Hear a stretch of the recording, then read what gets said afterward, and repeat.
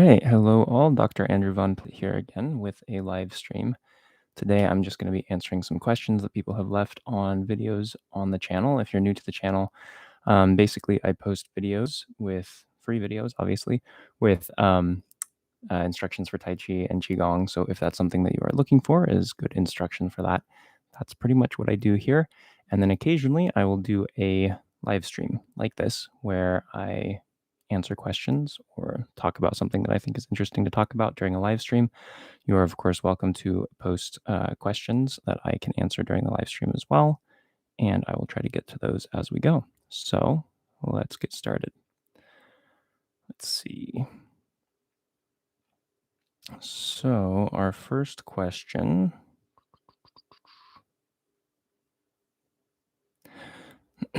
So the first question is from a user named Ken Weiss, 6720. This was left about a month ago on the Taiji 24 form connecting moves 1 through 24 video. And Ken says, if at all possible, can you repeat with a large mirror in front of you so that we can see your movements from back and front? Thanks. Great. So thank you for this question, Ken. This is something that actually comes up quite a bit on videos. I think that's a great idea, but there's a couple logistical things in the way of that. One is I don't have access to a studio that has a large mirror in it. Two, I don't own a large mirror. And three, if I did own a large mirror, I don't have enough space here to put it up and use it for videos. So unfortunately, right now, I can't do that. At some point, I think that would be a great teaching aid in videos, is to try to add a mirror so you can see a little bit more of what's going on instead of just one view at a time. I've considered the idea of doing like a split screen so you can see front and back at the same time, something like that. But I feel like the more, like it's very possible in instruction videos, especially with something like Tai Chi, to give too much information at once. And that can actually be kind of distracting because you look at the left side of the screen or the right side of the screen to see what's going on at the same time. In the mirror, you're watching the back or the front.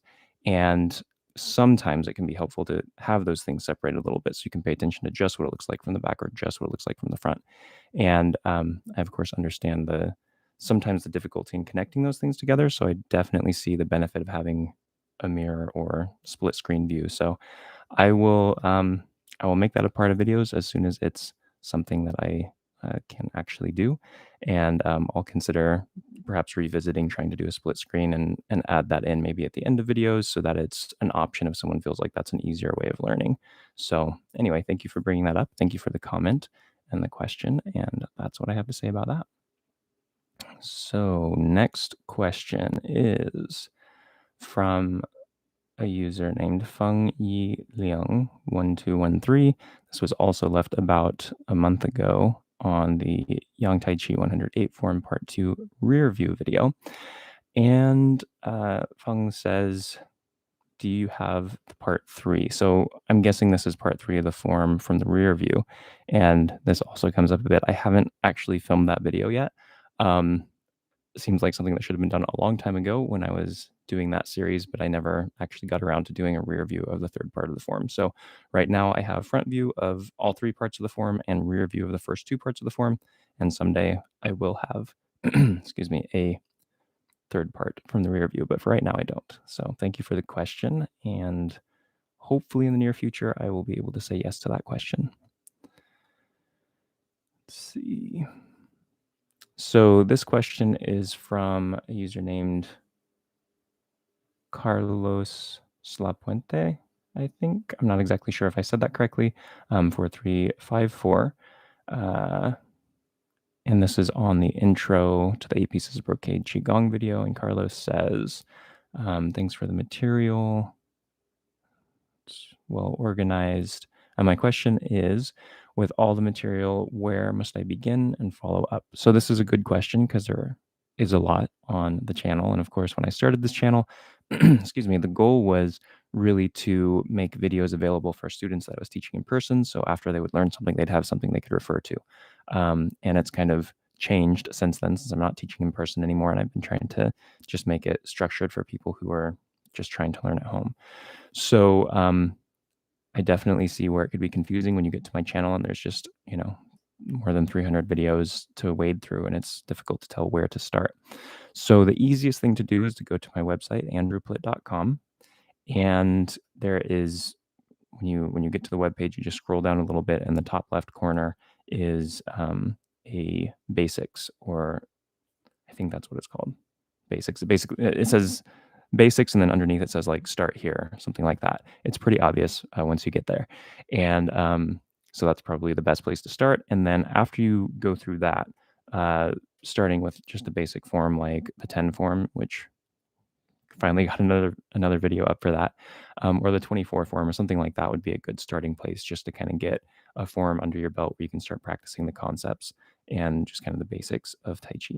So that's what I would recommend for a starting place. If you're wanting to use my material, there is, of course, a lot of information out there, a lot of good resources out there. So you don't have to stick with my stuff, but if you want to, that's probably where I'd recommend starting and just going from there. So thank you for the question, and hopefully that was a helpful answer for you. Let's see here.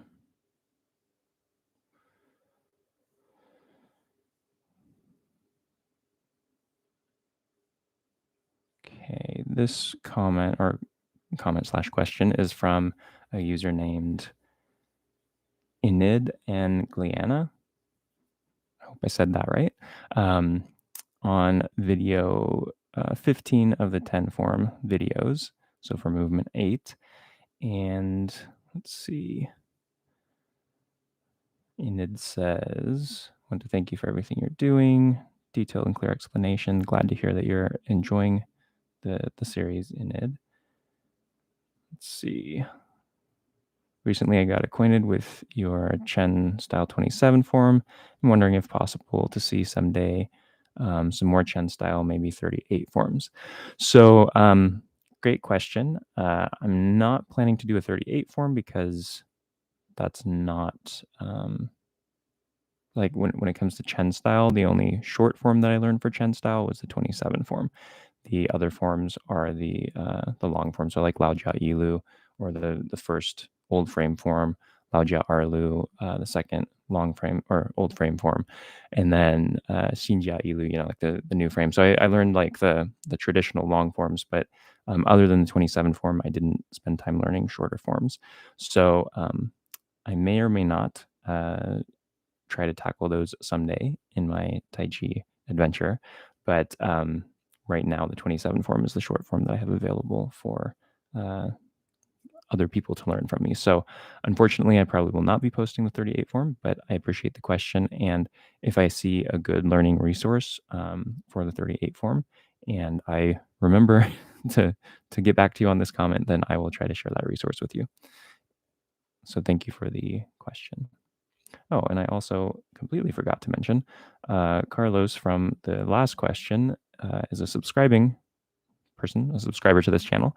So thank you, Carlos, for subscribing to this channel and supporting in that way. All right, so this next one is from a user named C Joy Bell Cloves Cake. Cool username. And this is on silk rilling video number 7. And it says, it seems silk rilling and Tai Chi is actually intelligent training of muscles. So I guess this is more of a comment than a question, but sort of, yes. When you think about this Taiji principle of using intent instead of like physical strength, we very often in Tai Chi like to think of that as actually not using physical strength at all.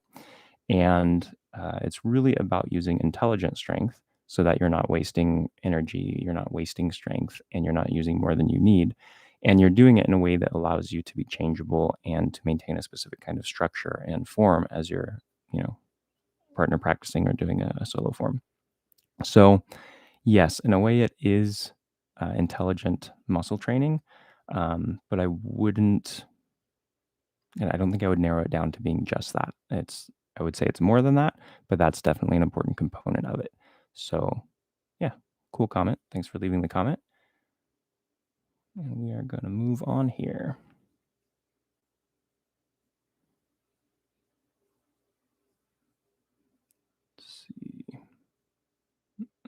Looking for some more questions here. I know there are some more.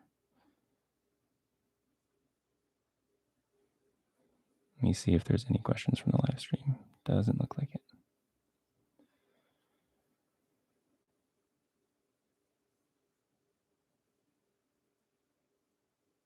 Okay.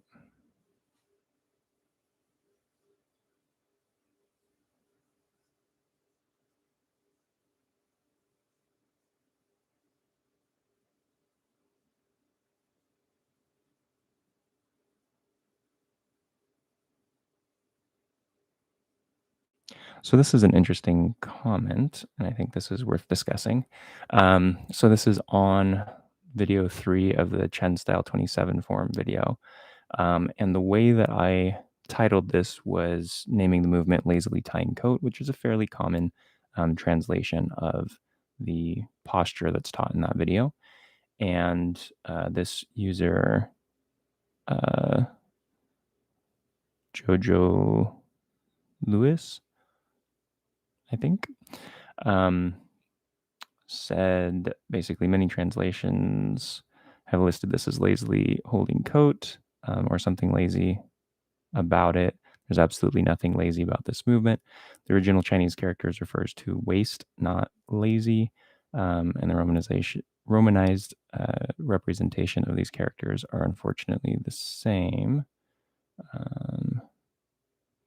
Got this from some Chinese guy PDF, can't remember his name. He translated this movement as holding coat at the waist. So, yeah, so I like that translation better, actually, the holding the coat at the waist. When I learned this movement from my master, he basically discussed how when like the type of clothing that was worn around the time that this movement was added to the techniques of Tai Chi is like longer, like overcloak kind of clothing. Sorry about the traffic noise outside if you can hear that. But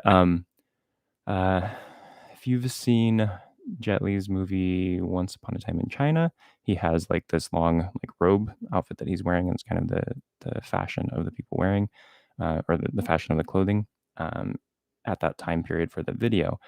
The way my master described it is that that type of clothing was similar to what was worn around the time that these movements were included in Taiji.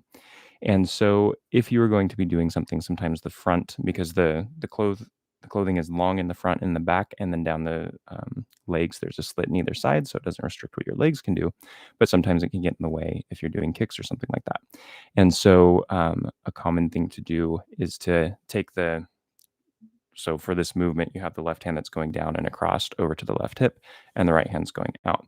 Well, that hand that's going down across over to the left hip is moving in a way that's similar to how you would grab that front like flap of that clothing and throw it over to the left side of your body to get it out of the way.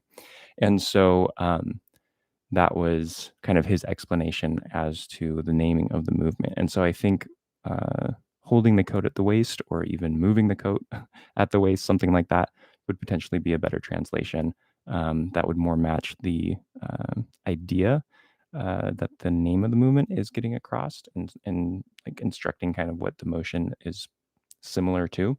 But yeah, since lazily tying coat is a very common translation, that's what I went with. And I didn't really look into other translations of that. So anyway, thank you for pointing that out. And I thought that was an interesting comment, so I wanted to comment back. So thank you for that. Let's see how we're doing here.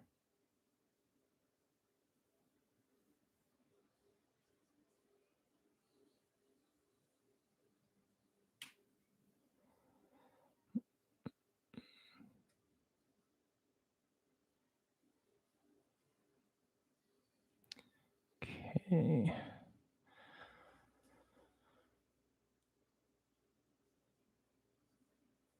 This is from a username Ciavis5546. I think that's how you pronounce that. I apologize if I got it wrong. This is on the Taiji 24 forum self-defense or martial applications video number 8 for parting the horse's mane. And Ciavis says, I fell in love with Tai Chi and planning to learn it. Actually, I want to master it as much as possible.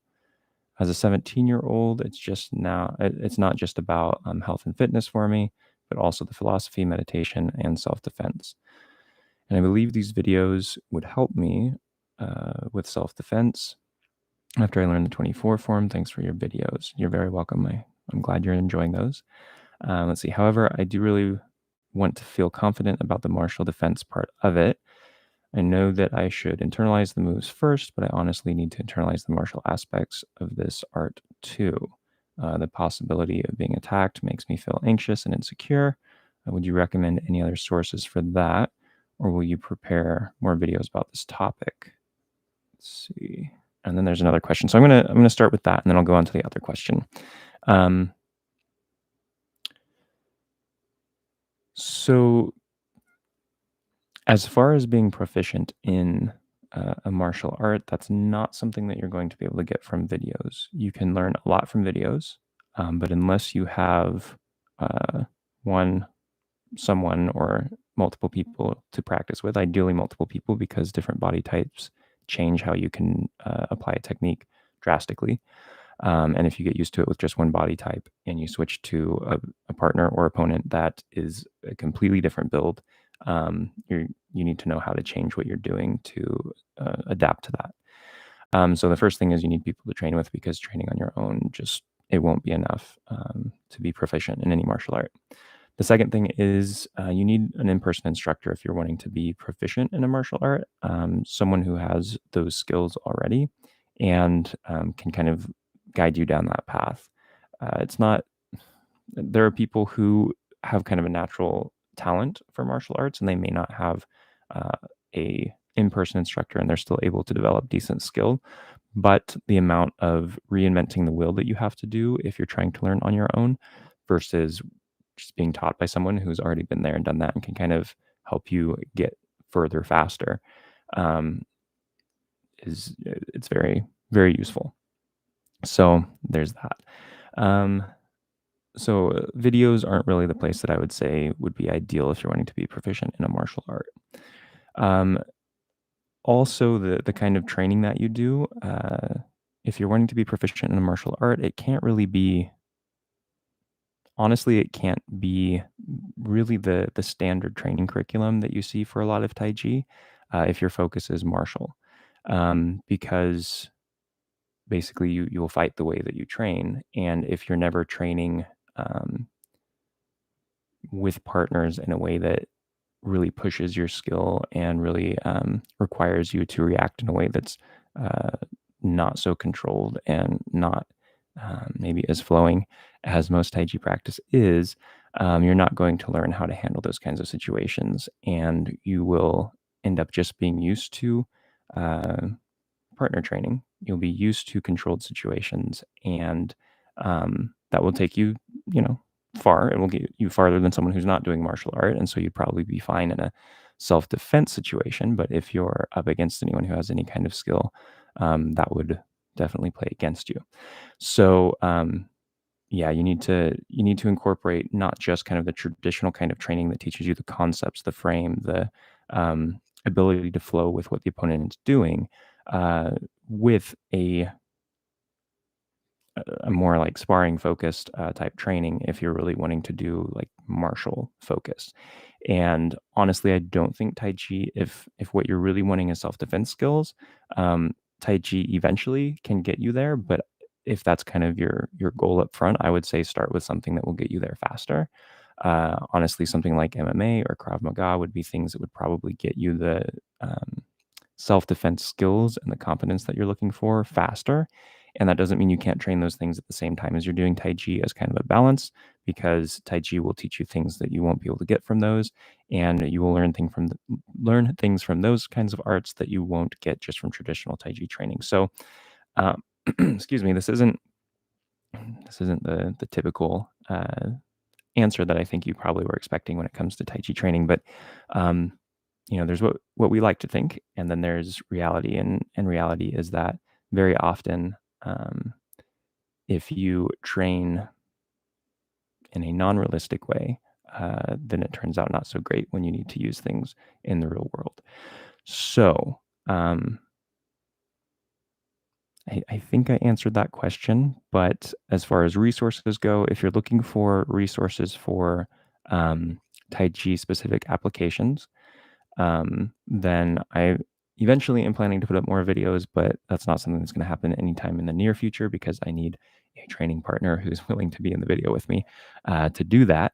And I currently do not have someone that could fill that role at the moment. So um, that's the main thing keeping me from doing more of these videos about the Taiji applications. The other thing about videos with Taiji applications is that when you're doing applications training, you are basically agreeing to the cooperation of your opponent because you need the muscle memory of the movement before you can ever try it in a more realistic setting or a more your opponent's not playing nice kind of setting. So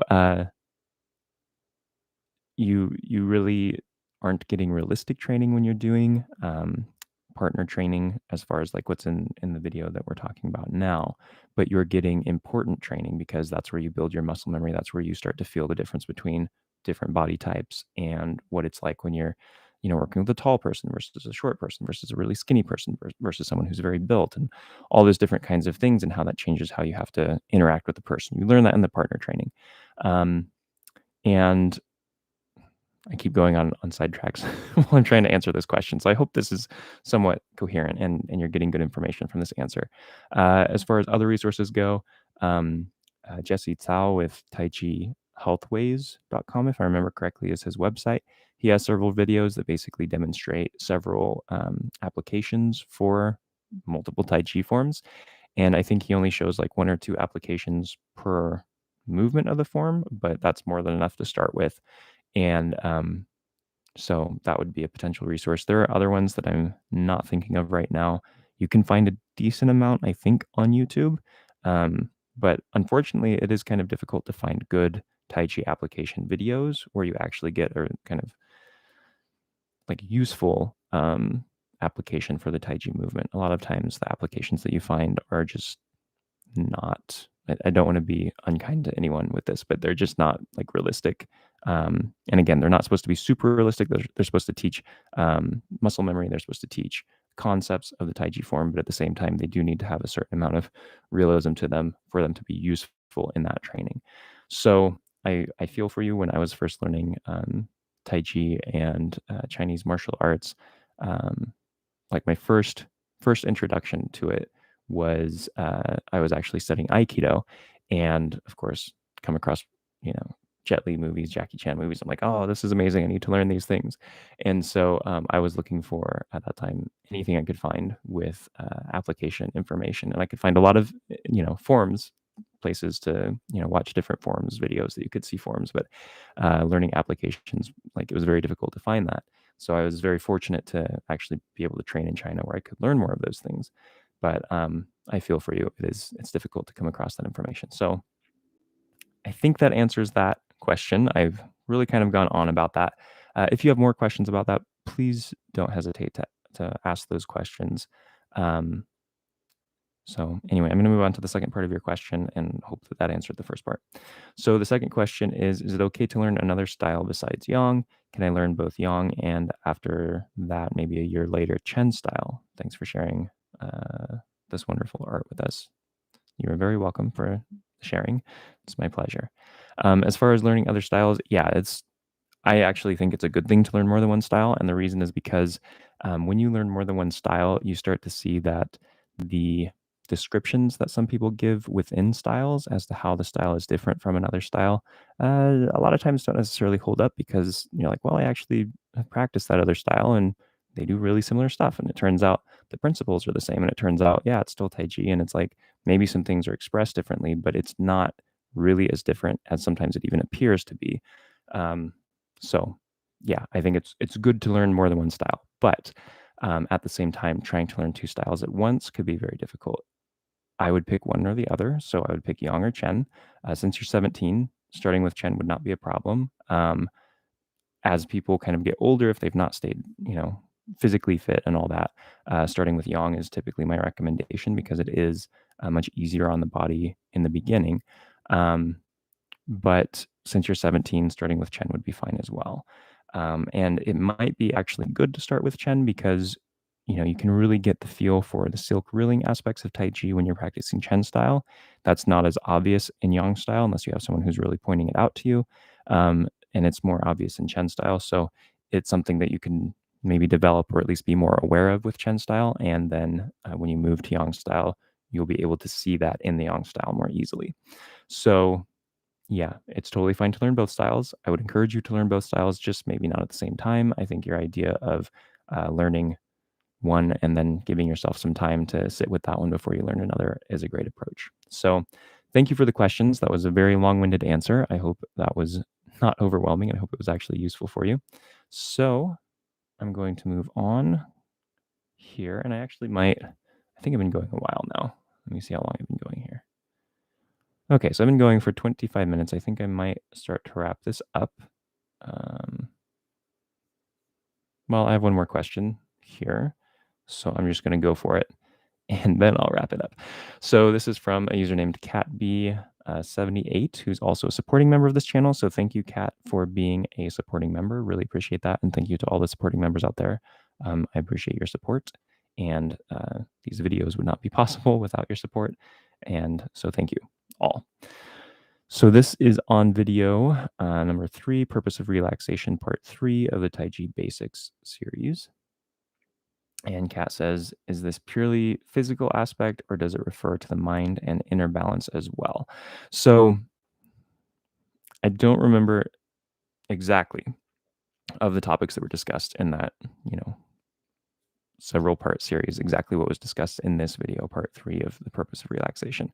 But the general gist is basically the purpose of relaxation is getting rid of excess tension in the body. When there's excess tension in the body, it gives your opponent leverage points in the body, and it does not allow you to direct their force into the ground. It allows their force to get directed into your body, basically, in a nutshell. And so part of that is good physical alignment. And so if you have the right alignment, it's much easier for you to do that than if you have poor alignment. And part of that is an awareness of what's going on inside your body, because you need to be able to sense where that force is going so you can adjust your frame in a way that focuses that force down into the ground instead of allowing it to get into your frame or getting to your center of balance or your lower dantian, which would allow your component to control your balance and uproot you. So the answer to your question is yes. It's both. It's I wouldn't say purely physical, but physical is absolutely necessary. And then it's also the mind and the inner balance is a part of it too, because you can't just have the physical frame in place, because if you don't have the inner awareness and the sensitivity to change your frame and adjust your alignment and adjust the force that's being placed on your body and basically control how that's moving through you and where it's going, then your frame doesn't mean anything because it's static, and that basically takes it out of Tai Chi and just puts it into like a physical force. So, and when I say physical force, it's like that not intelligent strength that's just all about brute force, but there's no sensitivity to what's happening in the situation. And it's not purely mind and inner balance, because if you don't have a good frame, and this gets as you get more advanced, the details of the frame become a little less important, because your awareness of the force almost sounds like Star Wars, but the force that's being placed on your body when you're working with a partner, you can direct that more easily. So worrying so much about alignment becomes a little less important, but I would not say it ever becomes unimportant. So it can't be completely one or the other. And the concepts that I'm talking about in that video, because it's a basic series, I'm coming at it more from the frame perspective, because the alignment is so important. But then also, there's always going to be that mind and inner balance aspect to it, because you can't have the one without the other and still have it be Tai Chi. So I hope that answers your question. That was a great question.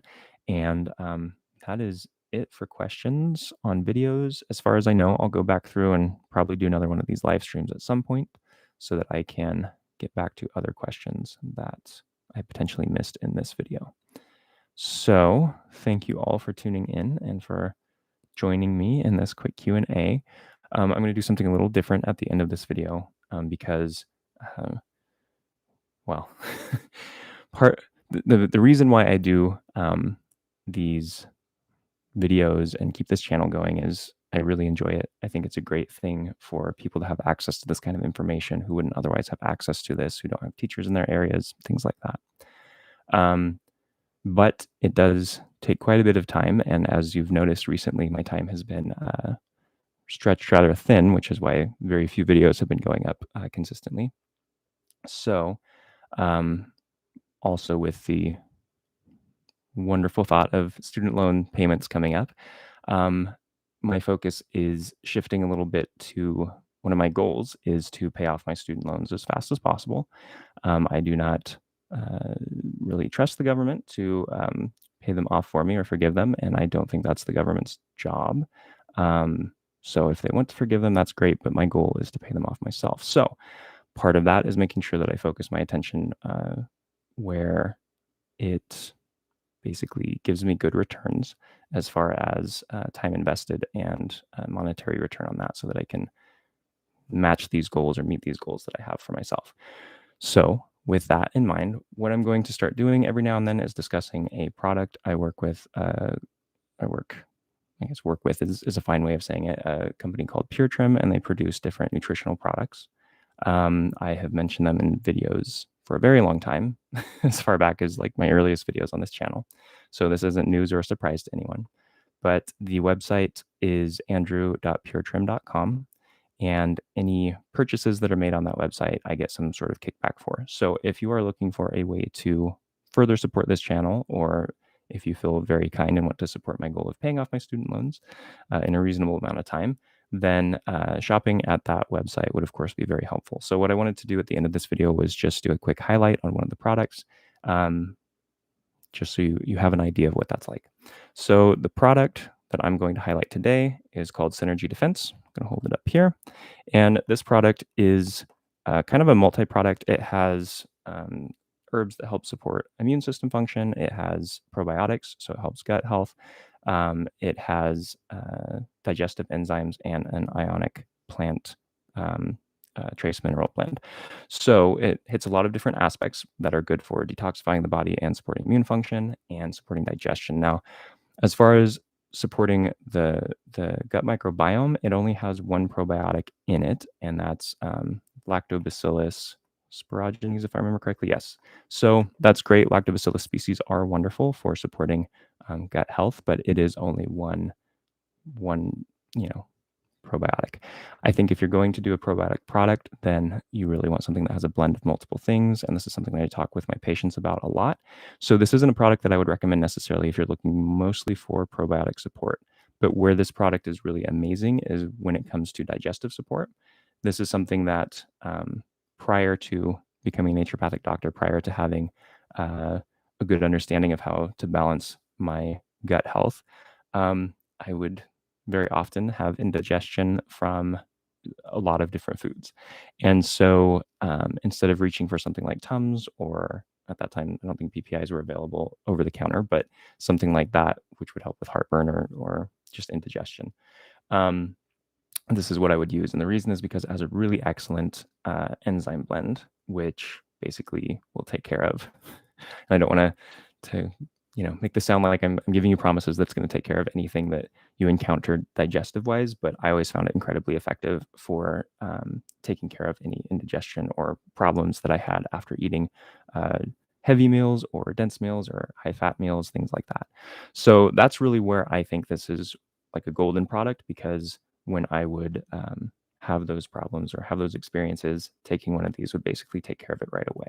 So this has been a go-to for me for a long time. I haven't actually had to use it as much, since understanding how to really take care of my GI tract, but it was an incredible tool for me for a very long time. And so if that's something that would be useful for you, then I encourage you, after you've spoken to a healthcare professional and decided that this is something that could potentially be helpful for you, to give it a try and see what you think of it. And I put a link to this or a link to this product where you can find out more about it and order some if you feel like that would be useful for you down in this video's description, so you can check that out. Again, the product is Synergy Defense. And so that's my spiel on it. I hope you all enjoyed that. And if that's something that would be useful for you, of course, I do get kickback if you order from the website that's linked down in the video description. So I would definitely appreciate that support.